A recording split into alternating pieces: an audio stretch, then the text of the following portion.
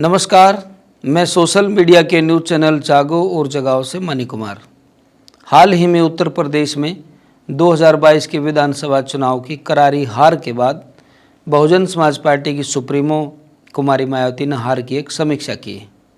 अच्छी बात है, हार की समीक्षा होनी चाहिए। एक समीक्षा हमें भी करनी चाहिए। समीक्षा को अंग्रेजी में एनालिसिस कहा जाता है। जो काम आप लोग कर रहे हैं उस काम की खामियां और उसकी खूबियां अर्थात आलोचनात्मक व्याख्या करना होता है। इसलिए आज समीक्षा पर चर्चा हो रही है, तो एक बार बसपा की समीक्षा की ही समीक्षा कर ली जाए तो बेहतर होगा। समीक्षा इस बात की भी होनी चाहिए कि बसपा सुप्रीमो सबके सामने समीक्षा के जिस पर्चे को पढ़ करके चली जाती है उस पर्चे को कौन लिखता है।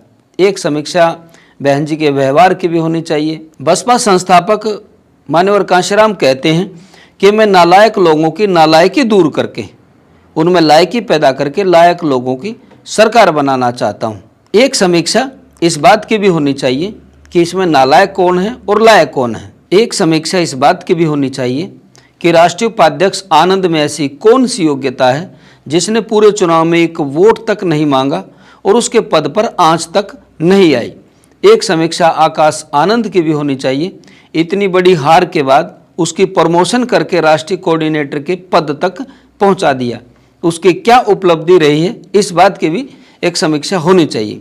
एक समीक्षा उन कमाऊ पूत प्रभारियों की भी होनी चाहिए जो गरीब से धन्नासेठ कैसे बनते जा रहे हैं। पार्टी में किसी भी कार्यकर्ता या पदाधिकारियों को यह कहकर हटा दिया जाता है कि तू पार्टी विरोधी गतिविधियों में शामिल है, वह अनुशासनहीन है। एक समीक्षा इन हटाए गए कार्यकर्ताओं की तथा एक समीक्षा इन हटाने वाले नेताओं की भी होनी चाहिए। प्रभारी पहले गांव-गांव जाकर समाज में प्रचार करते थे, अब 5 स्टार होटलों में ठहरते हैं जहां एक साधारण गरीब कार्यकर्ता जाने की हिम्मत नहीं करता। कैडर खत्म कर दिए गए, ये भी एक समीक्षा का ही विषय है। सबको लगने लगा कि बसपा का टिकट बिकता है। बसपा संस्थापक कांशीराम ने नए बिकने वाला समाज बनाया और टिकट बिक जाए। टिकाऊ समाज बनाया लेकिन अब बिकाऊ समाज बनता जा रहा है। एक उम्मीदवार को टिकट दे दिया जाता है, थोड़े दिन में उसकी टिकट काट कर दूसरे को दे दी जाती है। कार्यकर्ताओं को नेता व उम्मीदवार को समझने का मौका ही नहीं मिलता और ये प्रचार किया जाता है कि ज़्यादा पैसे वाले को टिकट दे दी गई। एक समीक्षा इस बात की भी होनी चाहिए। प्रभारियों की फौज जिस पैसे को इकट्ठा करती है, क्या वो पैसा पार्टी संगठन को खड़ा करने में इस्तेमाल होता है या कहाँ जाता है, उस पैसे का क्या किया जाता है। एक समीक्षा इस बात की भी होनी चाहिए। एक समीक्षा तथाकथित उन बुद्धिजीवियों की भी होनी चाहिए जो लंबे समय से चमचा युग पुस्तक की दुहाई देकर पार्टी की गलत नीतियों पर बोलने वाले लोगों को गद्दारी का ठप्पा लगा देते थे और खुद चमचा युग के ज्ञानी और अज्ञानी चमचों का विश्लेषण नहीं कर पाए। एक समीक्षा इस बात की भी होनी चाहिए कि बसपा का समाचार आदान प्रदान करने वाले समाचार पत्र बंद क्यों कर दिए गए।